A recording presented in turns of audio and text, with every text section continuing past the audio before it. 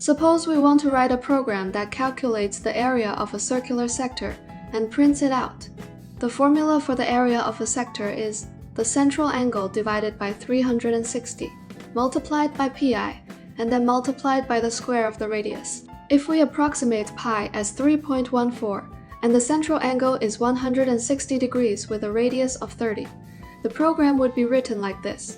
If our program needs to calculate the areas of different sectors in multiple places, we'll end up with a lot of very similar code, where the only differences are the angle and the radius used in the formula. In software development, there is a principle called the dry principle, don't repeat yourself, which means you shouldn't copy and paste the same code over and over again.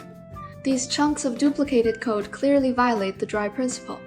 Functions can help us avoid this kind of repetitive coding.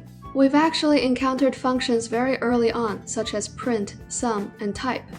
These are built-in functions in Python. Each function is responsible for performing a specific task.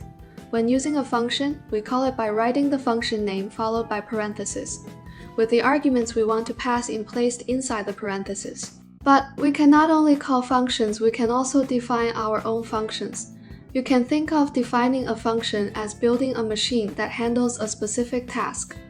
Once the machine is built, whenever you need that task done again, you just use the function instead of redefining it every time.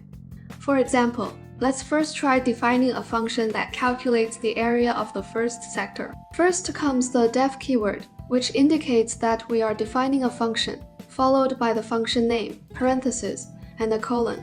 Then we use indentation to indicate which lines of code belong to the function definition.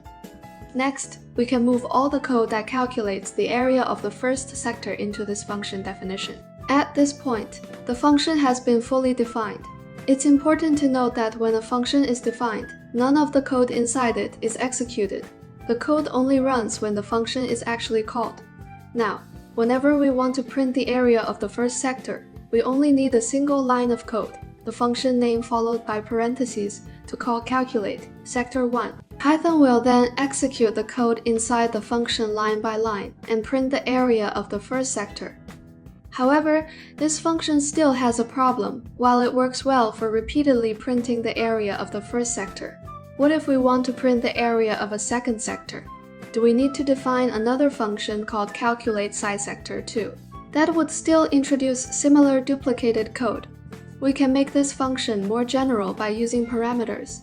This is like having a machine that makes buns. At first, you only want pork buns with white dough, so whenever you press the button, the machine gives you a pork bun with a white wrapper. Later, you realize you also want chive buns with purple dough or beef buns with green dough, so you switch to a more general machine one that takes the filling and the dough as inputs. If you give it beef, it makes a beef bun. If you give it purple dough, the wrapper comes out purple. This is much more flexible than a machine that can only make pork buns with white dough.